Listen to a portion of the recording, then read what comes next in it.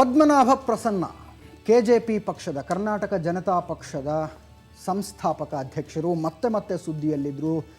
ಅದರಲ್ಲೂ ವಿಶೇಷವಾಗಿ ಯಡಿಯೂರಪ್ಪನವರ ಜೊತೆಗಿನ ತಮ್ಮ ಜಗಳದ ವಿಷಯದಲ್ಲಿ ಮತ್ತೆ ಸುದ್ದಿ ಆಗ್ತಾನೆ ಇದ್ರು.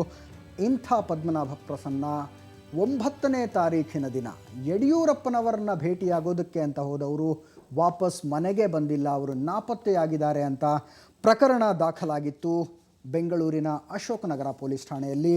ಇವತ್ತು ಬೆಳಗಿನ ಜಾವ 11 ಗಂಟೆ ಸುಮಾರಿಗೆ ಪದ್ಮನಾಭ ಪ್ರಸನ್ನ ಅವರು ದೆಹಲಿಯಿಂದ ಅವರ ಸ್ನೇಹಿತರಿಗೆ ಕರೆ ಮಾಡ್ತಾರೆ. ನಾನು ದೆಹಲಿಯಲ್ಲಿದ್ದೀನಿ ಅನ್ನುವಂಥ ಮಾತನ್ನು ಹೇಳಿದ್ದಾರೆ. ಅದರ ಜೊತೆಗೆ ಬೆಂಗಳೂರಿನಲ್ಲಿ ನಾಪತ್ತೆಯಾದರೂ ದೆಹಲಿಗೆ ಹೇಗೆ ಹೋದ್ರಿ ಅನ್ನುವಂಥ ಪ್ರಶ್ನೆ ಕೇಳಿದಾಗ ನನ್ನನ್ನು ಕೆಲವರು ಕಿಡ್ನ್ಯಾಪ್ ಮಾಡಿ ಇಲ್ಲಿಗೆ ಕರ್ಕೊಂಡು ಬಂದು ಬಿಟ್ಟರು ಅನ್ನುವಂಥ ಮಾತನ್ನು ಹೇಳಿದ್ದಾರೆ. ನಮ್ಮ ದೆಹಲಿ ಪ್ರತಿನಿಧಿ ಪ್ರಶಾಂತ್ ನಾತು ಜೊತೆಗೆ ಅವರು ನಡೆಸಿರುವಂಥ ಒಂದು ಸಣ್ಣ ಸಂದರ್ಶನ ಇದೆ ನೋಡಿ. ನಾವೀಗ ದೆಹಲಿ ಉತ್ತರ ಪ್ರದೇಶ್ ಬಾರ್ಡರ್ನಲ್ಲಿರ್ತಕ್ಕಂಥ ಬದರ್ಪುರ್ ಪೊಲೀಸ್ ಠಾಣೆ ಬಳಿ ಇದ್ದೀವಿ. ನಮ್ಮ ಜೊತೆಗೆ ಪದ್ಮನಾಭ ಪ್ರಸನ್ನ ಇದ್ದಾರೆ. ಬೆಂಗಳೂರಿನಲ್ಲಿ ಪದ್ಮನಾಭ ಪ್ರಸನ್ನ ನಾಪತ್ತೆ ಆಗಿದ್ದಾರೆ ಎಂದು ಪ್ರಕರಣ ದಾಖಲಾಗಿತ್ತು. ಪದ್ಮನಾಭ ಪ್ರಸನ್ನ ಹೇಗೆ ಬಂದ್ರಿ ಇಲ್ಲಿ? ನಾನು ಏನು ಹೇಳೋಕ್ಕೂ ನನಗೆ ಮನಸ್ಸು ಬರ್ತಾ ಇಲ್ಲ. ಈಗ ನೀವು ಬಲವಂತ ಮಾಡ್ತಾ ಇದ್ರಿ ಅಂತ ನಾನು ಏನೋ ಹೇಳಬೇಕಷ್ಟೇ. ನಾನಿವತ್ತು ಬೆಳಗ್ಗೆ ಅಷ್ಟೇ ನನ್ನ ಇಲ್ಲಿ ಈ ಉತ್ತರ ಪ್ರದೇಶ್ ಮತ್ತು ದೆಹಲಿಯ ಭಾಗದಲ್ಲಿ ನನ್ನ ಕಾರಿಂದ ತಳ್ಳಿ ನನ್ನ ಕಿಡ್ನ್ಯಾಪ್ ಮಾಡಿದಂಥವರು ಹೊರಟೋಗಿದ್ದಾರೆ. ಅದ್ರ ಬಗ್ಗೆ ನನಗೆ ಸ್ವಲ್ಪ ನನ್ನ ಮನಸ್ಸು ಭಾಳ ಈಗ ಒಂದು ಕನ್ಫ್ಯೂಷನಲ್ಲಿದೆ. ಅದರಿಂದ ನನಗೆ ಸಂಜೆ ತನಕ ನಂಗೆ ಟೈಮ್ ಕೊಟ್ಟರೆ ನಾನೆಲ್ಲ ವಿಸ್ತಾರವಾಗಿ ನಿಮ್ಗೆ ಹೇಳ್ತೀನಿ. ಅಂದರೆ ಯಾರು ಬಿಟ್ಟು ಹೋದ್ರು ನಿಮಗೆ? ಎಲ್ಲಿಂದ ಅವರು ನಿಮ್ಮನ್ನು ಏನು ಮಾಡಿದರು ಅಂತಕ್ಕಂಥ ನನಗೆ ಏನಂತ ಗೊತ್ತಿಲ್ಲ. ಎಲ್ಲ ಸಾಯಂಕಾಲ ನಿಮಗೆಲ್ಲ ವಿಸ್ತಾರವಾಗಿ ಹೇಳಿ. ಎಲ್ಲಿ ಏನಾಯ್ತು ಅದನ್ನಾದರೂ ಹೇಳಿ. ನನಗೆ ಬದರ್ಪುರ್ ಬಾರ್ಡ್ರಲ್ಲಿ ನನ್ನ ಸಂಜೆ ಬಿಟ್ಟು ಹೋದರು. ಯಾವಾಗ? ಬೆಳಗ್ಗೆ 8 ಗಂಟೆಯಲ್ಲಿ. ಸಂಜೆನಾ ಬೆಳಿಗ್ಗೆ? ಇವತ್ತು ಬೆಳಗಿನ ಜಾವ 8 ಗಂಟೆಯಲ್ಲಿ ನನ್ನ ಬದರ್ಪುರ್ ಬಾರ್ಡ್ರಲ್ಲಿ ನನ್ನ ತಳ್ಳಿ ಅವರು ಹೋಗಿದ್ದಾರೆ. ಎಲ್ಲೆಲ್ಲಿ ಕರ್ಕೊಂಡು ಹೋಗಿದ್ರು ನಿಮಗೆ? ಸುಮಾರು ಕಡೆ. ನಾನು ಹೇಳ್ತೀನಿ, ನನಗೆ ಮನ್ಸಿಗೆ ಭಾಳ ಎಲ್ಲೆಲ್ಲಿ ಕರ್ಕೊಂಡು ಹೋಗಿದ್ರು ಹೇಳಿ ಪದ್ಮನಾಭ ಪ್ರಸನ್ನ ಅವರು. ಯಾರು? ನನಗೆ ಆ್ಯಕ್ಚುಲಿ ಏನಂದರೆ ನನಗೆ ಏನು ಗೊತ್ತಾಗ್ತಾನೆ ಇಲ್ಲ. ನಾನೇನು ಮಾತಾಡೋದು ತಪ್ಪಾಗುತ್ತೆ. ಈಗ ನನ್ನ ಮನಸ್ಸು ಸೀಮಿತದಲ್ಲಿ ಇಲ್ಲ. ಈಗ ನಾನು ಸಂಜೆ ಅಷ್ಟೊತ್ತಿಗೆ ನಿಮಗೆ ನಾನೆಲ್ಲ ಡೀಟೇಲ್ ಆಗಿ ಹೇಳ್ತೀನಿ. ಏನು ಸ್ಟೇಟ್ಮೆಂಟ್ ಕೊಟ್ಟಿದ್ದೀರಿ? ನಾನು ಸ್ಟೇಟ್ಮೆಂಟ್ ಕಾಪಿ ಕೂಡ ನಿಮ್ಗೆ ಕೊಡ್ತೇನೆ. ಏನು ಸ್ಟೇಟ್ಮೆಂಟ್ ಕೊಟ್ಟಿದ್ದೀರಿ? ಇದು ಯಾರು ನನ್ನ ಕಿಡ್ನಾಪ್ ಮಾಡಿದ್ರು, ಯಾರು ಏನು ಮಾಡೋದು ನನಗೇನು ಗೊತ್ತಿಲ್ಲ. ಆ್ಯಕ್ಚುಲಿ ಇದೇನಾಗಿದೆ ಅಂತ ನನಗೆ ಟೋಟಲ್ ಕನ್ಫ್ಯೂಷನಲ್ಲಿದ್ದೀನಿ. ನಾನು ಸಂಜೆ ಎಲ್ಲ ನಿಮ್ಗೆ ವಿಸ್ತಾರವಾಗಿ ಹೇಳ್ತೀನಿ. ಪದ್ಮನಾಭ ಪ್ರಸನ್ನ ಅವರೇ, ನೀವು ಸ್ಟೇಟ್ಮೆಂಟ್ ಕೊಟ್ಟಿದ್ರೆ ಏನು ಸ್ಟೇಟ್ಮೆಂಟ್ ಕೊಟ್ಟಿದ್ದೀನಿ, ನಿಮ್ಗೆ ಒಂದು ಕಾಪಿ ಕೊಡ್ತೀನಿ. ಅಲ್ಲ ಏನು ಅದನ್ನು ಹೇಳಿ. ಅದೇ ನನ್ನ ಯಾವ ಥರ ಕಿಡ್ನಾಪ್ ಆಯಿತು, ಹೇಗಾಯಿತು, ಯಾರು ಮಾಡಿದ್ರು, ಅದನ್ನೆಲ್ಲ ನಾನು ನಿಮ್ಗೆ ಸಂಜೆ ವಿಸ್ತಾರವಾಗಿ ಹೇಳ್ತೀನಿ. ದಯವಿಟ್ಟು ನಾನು ಕ್ಷಮಿಸಬೇಕು. ಸಂಜೆ ಮಾತಾಡ್ತೀನಿ ನಾನು. ನಮಸ್ಕಾರ. ಅಲ್ಲ ಪದ್ಮನಾಭ ಪ್ರಸನ್ನ ಅವರೇ, ಏನಾಯ್ತು? ಮಾತಾಡ್ತೀನಿ, ಸಂಜೆ ಮಾತಾಡ್ತೀನಿ, ಖಂಡಿತ ಮಾತಾಡ್ತೀನಿ, ನಿಮಗೋಸ್ಕರ ಮಾತಾಡ್ತೀನಿ ಸಂಜೆ. ಏನಂದ್ರೆ ನಾಪತ್ತೆ ಆದ್ರಿ ಅಂತ ಬೆಂಗಳೂರಿನಲ್ಲಿ ಪ್ರಕರಣ, ಅದು ಎಷ್ಟನೇ ತಾರೀಕು ಪ್ರಕರಣ ದಾಖಲಾಗಿದೆ ಗೊತ್ತಿಲ್ಲ. 15 ಬೆಂಗಳೂರು ವಿಚಾರ ಏನು ಗೊತ್ತಿಲ್ಲ. ಈಗಷ್ಟೇ ನಿಮ್ಮನ್ನ ಎಲ್ಲಿಂದ ಯಾರು ಕರ್ಕೊಂಡು ಹೋದ್ರು? ಈಗಷ್ಟೇ ನಾನು ನನ್ನ ಹೆಂಡತಿ ಜೊತೆಲಿ ನಾನು ಫೋನಲ್ಲಿ ಮಾತಾಡಿದ್ದೀನಿ ಪೊಲೀಸವ್ರ ಮುಖಾಂತರವಾಗಿ. ನೋವಾಗಿದೆ ಅಂದರೆ ನೋಡಿ, ನಾನು ಇಷ್ಟು ರಾಜ್ಯಕ್ಕೋಸ್ಕರ ದೇಶಕ್ಕೋಸ್ಕರ ಒಂದು ಪಕ್ಷವನ್ನು ಕಟ್ಟಿದೆ. ಏನೋ ಒಂದು ಒಳ್ಳೇದಾಗಬೇಕು, ಎಲ್ಲರಿಗೂ ಒಳ್ಳೇದಾಗಬೇಕು ಅಂತೇಳಿ ಹೊರಟಾಗ ನನ್ನನ್ನು ಕಿಡ್ನಾಪ್ ಮಾಡಿ ಚಿತ್ರಹಿಂಸೆ ಕೊಟ್ಟು ಮಾಡಬಾರ್ದನ್ನೆಲ್ಲ ಮಾಡಿದ್ರು. ನನ್ನ ಮಕ್ಕಳನ್ನ ನಾನು ಕೊಲೆ ಮಾಡ್ತೀನಿ, ಮಕ್ಕಳನ್ನ ಶೂಟ್ ಮಾಡ್ತೀನಿ, ಮಕ್ಕಳನ್ನ ಕಿಡ್ನಾಪ್ ಮಾಡ್ತೀನಿ ಅಂತ ಕೂಡ ಹೇಳಿದಾಗ ನಂಗೆ ಭಾಳ ನೋವಾಗಿದೆ. ಭಾಳ ನಿಜವಾಗ್ಲೂ ನನಗೆ ಭಾಳ ನೋವಾಗ್ತದೆ ಸರ್. ಅದು ಏನು ಮಾತಾಡೋಕ್ಕೂ ನನಗೆ ಹೊರಡೇ ಇಲ್ಲ. ಸಂಜೆ ನಾನು ಎಲ್ಲ ಪೂರ್ತಿ ಡೀಟೇಲಾಗಿ ಹೇಳ್ತೀನಿ. ಯಾರು ಮಾಡಿದ್ರು ಅದು ಗೊತ್ತಿಲ್ಲ ಸರ್ ಯಾರಂತ.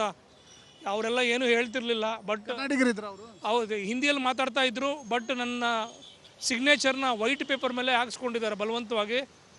ಅದು ಏನಂತ ಜನಗಳಿಗೆ ಗೊತ್ತಾಗಬೇಕು ಸರ್. ನನಗಂತೂ ಏನು ಗೊತ್ತಾಗ್ತಾ ಇಲ್ಲ. ಸಿಗ್ನೇಚರ್ ಪ್ಲೈನ್ ಲೆಟರ್ ಮೇಲೆ ಸಿಗ್ನೇಚರ್ ಹಾಕ್ಸ್ಕೊಂಡಿದ್ದಾರೆ ಸರ್. ಏನಂತಿದೆ ಅದರಲ್ಲಿ? ಪ್ಲೈನ್ ಲೆಟ್ರಲ್ಲಿ 2 ಸಿಗ್ನೇಚರ್ ಹಾಕ್ಸ್ಕೊಂಡಿದ್ದಾರೆ ನಂದು, 2 ಲೆಟ್ರಲ್ಲಿ. ನಮಸ್ಕಾರ.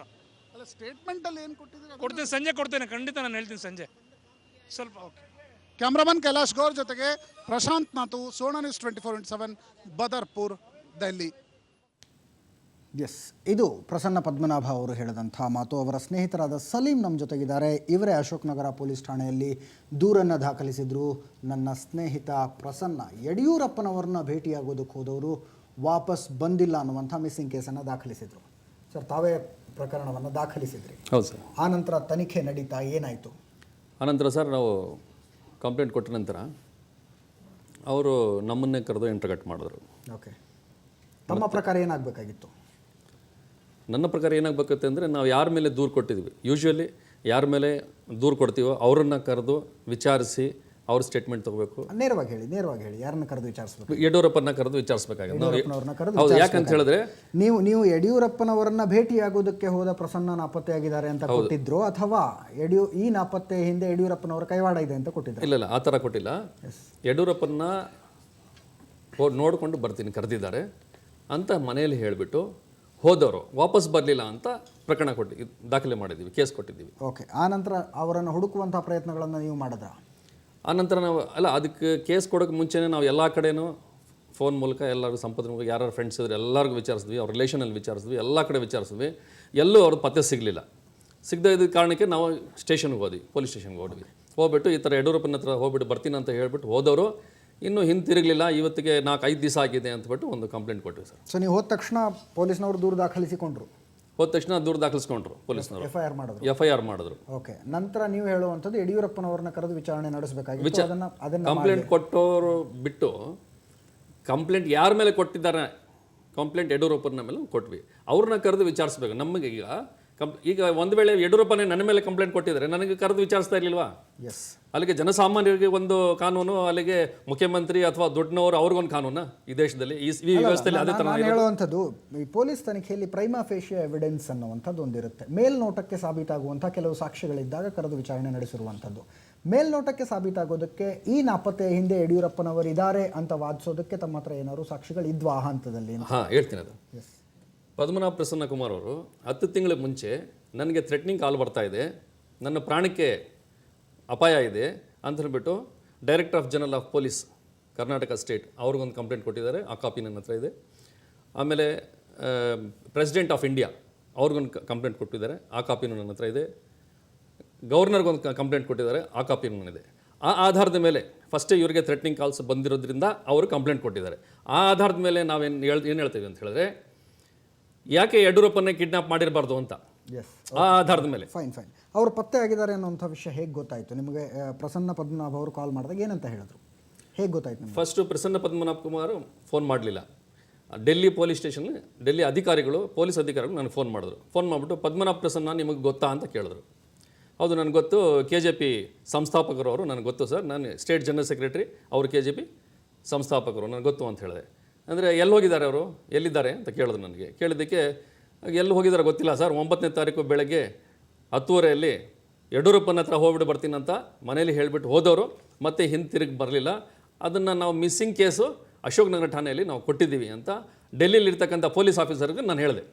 ಹೇಳಿದ ನಂತರ ಅವರು ಹೌದಾ ಕನ್ಫರ್ಮಾ ಅಂತ ಕೇಳಿದ್ರು. ಹೌದು ಸರ್ ಕನ್ಫರ್ಮ್ ಅಂತ. ಹಾಗಾದರೆ ಪದ್ಮನಾಭ ಪ್ರಸನ್ನ ಕುಮಾರ್ ಇಲ್ಲಿ ನಮ್ಮ ಸ್ಟೇಷನಲ್ಲಿದ್ದಾರೆ, ತೊಗೊಳ್ಳಿ ಮಾತಾಡಿ ಅಂತ ಫೋನ್ ಕೊಟ್ಟರು. ಫೋನ್ ಕೊಟ್ಟಿದ್ದ ತಕ್ಷಣ ನಾನು ಪ್ರಸನ್ನ ಕೇಳಿದೆ, ಏನು ಪ್ರಸನ್ನ ಏನಾಯಿತು, ಇವತ್ತು ಹೋಗಿ ನೀವು 8 ದಿವಸ ಆಯಿತು, ಇನ್ನೂ ನಾಪತ್ತೆ ಇದೆ, ಎಲ್ಲಿದ್ದೀರಾ, ಏನಾಯಿತು ನಿಮ್ಮ ಕಥೆಯಲ್ಲಿ ಅಂತ ಹೇಳಿದ್ದಕ್ಕೆ ಜೋರಾಗಿ ಹತ್ಬಿಟ್ರು. ಅಯ್ಯೋ ನನಗೆ ನನ್ನ ಈ ಥರ ಯಡಿಯೂರಪ್ಪನ ಕಡೆಯವರು ನನಗೆ ಕಿಡ್ನ್ಯಾಪ್ ಮಾಡಿಕೊಂಡು ತೊಗೊಂಡು ಹೋಗಿದ್ದು, ನನಗೆ ಇವಾಗ ಬೆಳಗ್ಗೆ ಬಿಟ್ಟಿದ್ದಾರೆ ನನಗೆ ಅಂತ ತುಂಬ ಜೋರಾಗಿ ಹತ್ಕೊಂಡು ಹೇಳ್ತಾಯಿದ್ರು. ಇನ್ನೊಂದ್ಸಲ ಹೇಳಿ. ಯಡಿಯೂರಪ್ಪನ ಕಡೆಯವರು ಗುಂಡಾಗಳು ನನ್ನನ್ನು ಕಿಡ್ನ್ಯಾಪ್ ಮಾಡ್ಕೊಂಡಿದ್ರು, ಕಿಡ್ನ್ಯಾಪ್ ಮಾಡಿಕೊಂಡು ತೊಗೊಂಡು ಹೋಗಿದ್ರು, ನನಗೆ ಇವತ್ತು ಬೆಳಗ್ಗೆನೇ ನನಗೆ ಬಿಟ್ಟಿರೋದು ಅಂತಬಿಟ್ಟು ಸ್ಪಷ್ಟವಾಗಿ ಫೋನಲ್ಲಿ ನನ್ನ ಹತ್ರ ಹೇಳಿದ್ರು. ಹೇಳಿದ ನಂತರ ಮತ್ತೆ ಪೊಲೀಸ್ನವ್ರಿಗೆ ತೊಗೊಂಡು ಮತ್ತೆ ನನ್ನ ಹತ್ರ ಮಾತಾಡಿದ್ರು. ಏನಂತ ಕೇಸ್ ಕೊಟ್ಟಿದ್ದೀರಾ ನೀವು ಅಂತ ಕೇಳಿದ್ರು ಅಲ್ಲಿಂದ ಅಧಿಕಾರಿಗಳು. ಈ ಥರ ಮಿಸ್ಸಿಂಗ್ ಆಗಿದೆ ಅಂತ ಕೇಸ್ ಕೊಟ್ಟಿದ್ದೀವಿ ಸರ್ ಅಂತ ಹೇಳಿದ್ವಿ. ಮಿಸ್ಸಿಂಗ್ ಅಲ್ಲ ರೀ, ಅದು ಕಿಡ್ನ್ಯಾಪ್ ಅಂತ ಆ ಅಧಿಕಾರಿಗಳು ನನಗೆ ಹೇಳಿದ್ರು, ಇಲ್ಲಿ ಡೆಲ್ಲಿ ಪೊಲೀಸ್ ಸ್ಟೇಷನ್ ಅಧಿಕಾರಿಗಳು ಹೇಳಿದ್ರು. ಈಗ ಹಾಗಿದ್ರೆ ಪ್ರಸನ್ನ ಪದ್ಮನಾಭ ಅವರು ಕೊಟ್ಟಿರುವ ದೂರಿನ ಆಧಾರದ ಮೇಲೆ ಯಡಿಯೂರಪ್ಪನವರ ವಿರುದ್ಧ ದೆಹಲಿಯ ಭದ್ರಪುರ ಪೊಲೀಸ್ ಠಾಣೆಯಲ್ಲಿ ದೂರು ದಾಖಲಾಗಿರಬೇಕು. ಎಸ್, ಆಗಿದೆ ಅನ್ನುವಂಥ ಮಾಹಿತಿ ತಮಗಿದೆಯಾ? ಇಲ್ಲ, ನನಗೆ ಆಗಿದೆ ಅಂತ ಮಾಹಿತಿ ಇಲ್ಲ. ಆ ಇನ್ಸ್ಪೆಕ್ಟರ್ ಹತ್ರ ಮಾತಾಡುವಾಗ ನಾನು ಡೆಲ್ಲಿ ಪೊಲೀಸ್ ಇನ್ಸ್ಪೆಕ್ಟರ್ ಹತ್ರ ನಾವಿಲ್ಲಿ ಕೇಸ್ ರಿಜಿಸ್ಟರ್ ಮಾಡಿಕೊಂಡೇ ಇವ್ರನ್ನ ನಾವು ಕಳಿಸೋದು ಅಂತ ಹೇಳಿದ್ರು. Yes okay. ಹಾಗಾದರೆ ಪ್ರಸನ್ನ ಪದ್ಮನಾಭ ಅವರ ಪ್ರಾಣಕ್ಕೆ ಅಪಾಯವನ್ನುಂಟು ಮಾಡೋದ್ರಿಂದ, ಮತ್ತು ಅವರು ಈಗಷ್ಟೇ ನಮ್ಮ ಸಂದರ್ಶನದಲ್ಲಿ ಹೇಳಿದ ಹಾಗೆ ನಿನ್ನ ಮಕ್ಕಳನ್ನು ಶೂಟ್ ಮಾಡ್ತೀನಿ ಅನ್ನುವಂಥ ಮಾತನ್ನು ಹೇಳಿದ್ರು. ಹಾಗೆ ಅವರಿಗೆ, ಅವರ ಕುಟುಂಬದ ಪ್ರಾಣಕ್ಕೆ ಅಪಾಯವನ್ನು ಉಂಟು ಮಾಡೋದ್ರಿಂದ ಯಾರಿಗೆ ಏನು ಲಾಭ ಇದೆ, ಅದರ ಜೊತೆಗೆ ಇನ್ನೊಂದು ಮಾತನ್ನು ಕೂಡ ಹೇಳಿದ್ರು, ಖಾಲಿ ಪೇಪರ್ ಮೇಲೆ ಸೈನ್ ಹಾಕಿಸ್ಕೊಂಡ್ರು ಅನ್ನುವಂಥದ್ದು. ಆ ಸೈನ್ ಏನಾಗಿರಬಹುದು, ಆ ವಿಷಯ ಮಾತಾಡ್ತೀನಿ. ಅದಕ್ಕಿಂತ ಮುಂಚೆ ಹಾಟ್ ನ್ಯೂಸ್ನಲ್ಲಿ ಒಂದು ಸಣ್ಣ ಬ್ರೇಕ್.